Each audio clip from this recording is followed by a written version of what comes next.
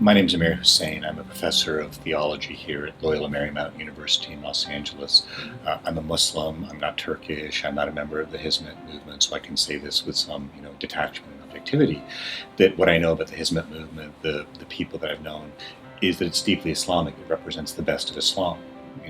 We have a colleague at Catholic University of America, Pim Balkenberg, who wrote a book called Renewing Islam by Service. A book about the Hizmet movement.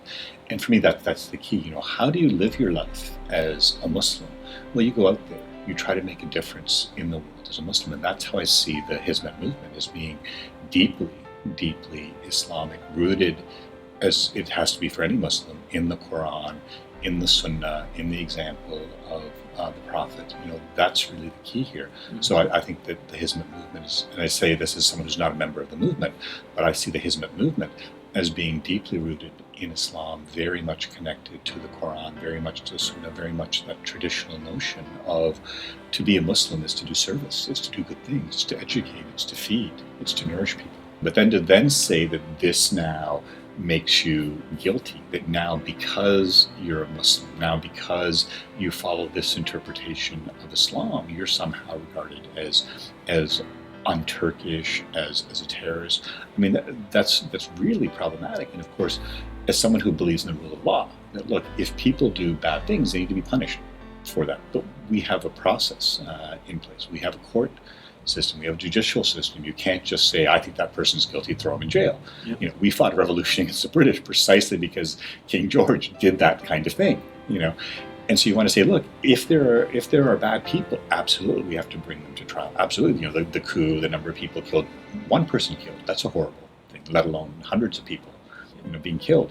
But that doesn't mean you can then do the same kind of thing and bring people in, arrest them, not give them a trial, not charge them, not show them the evidence that is against them so they can then refute it or accept it. I think that's the issue. So, for example, coming back to Mr. Gülen, the Turkish government has wanted the Americans to extradite Mr. Gülen.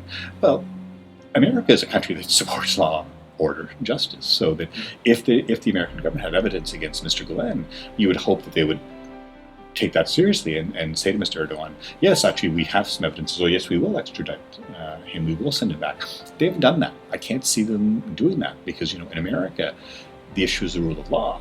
My fear is that that's not happening in Turkey anymore, because Turkey very much was, and it pains me to say this again as a Muslim, that you could always point to Turkey as an example of we're not an autocratic, we're not a despotic regime. We don't have a tyrant, we don't have a king, we don't have a president for life like we do in, unfortunately, so many Muslim countries.